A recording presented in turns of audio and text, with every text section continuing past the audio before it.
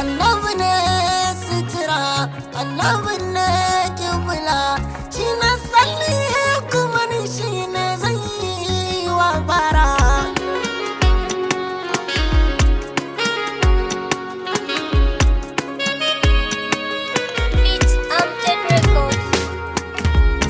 Mulkin ka ya kai mulki ya sarkin yau da jiya, kai ka sufanta jiki ka kadarta mai yayi tafiya.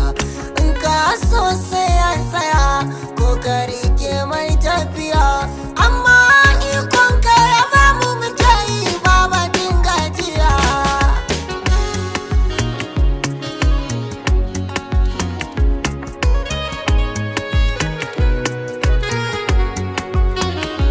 Baraunin da zai musanta akwai ka kwarai ilahu kake, har bauta ma ake da gaske ƙauyu kamar ganin ka ake. Wuyan ka bayana a gane albasiru kake, har mara sallah ya sani sai in ka zo za ya sake.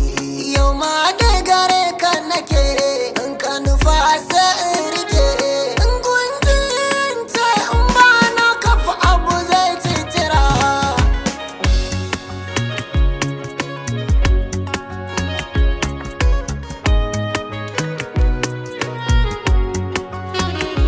Duk wata taska da ka ɓoye wacce ka bar wa kanka sani, duk wani iko wanda ke iya yi wa mulkin ka zani, duk wani abu wanda farko ko karshe suka yi wa gini, kumfa ya kunu kudura irada amlaku masu canja rini. Allah duka sa su sani kayi salati da gani, mai nauyin su kuma kullum za ka yi 99.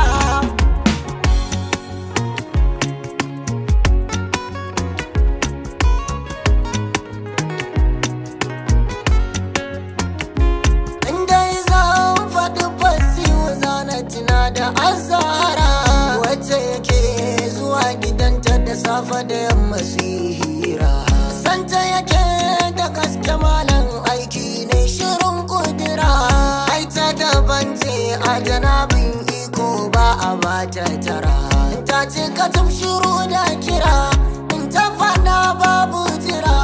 Umma kursumu a tasirin ku za mu gara.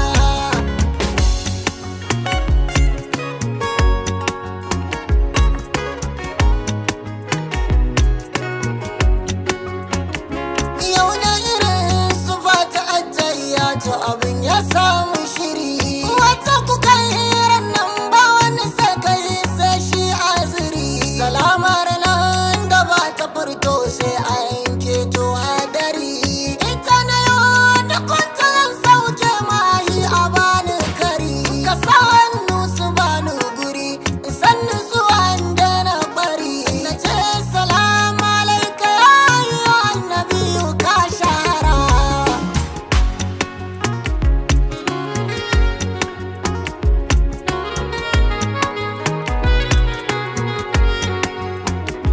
Wane ne ya suturta gidanku yake masu tira? Wane ne kiblar addinin rabu mai sitira? Wane ne masanin masana kafin a yi kira?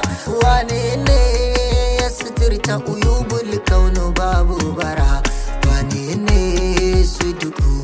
Wane ne haƙu? Ko babu shari'in bayani ka san a ina zan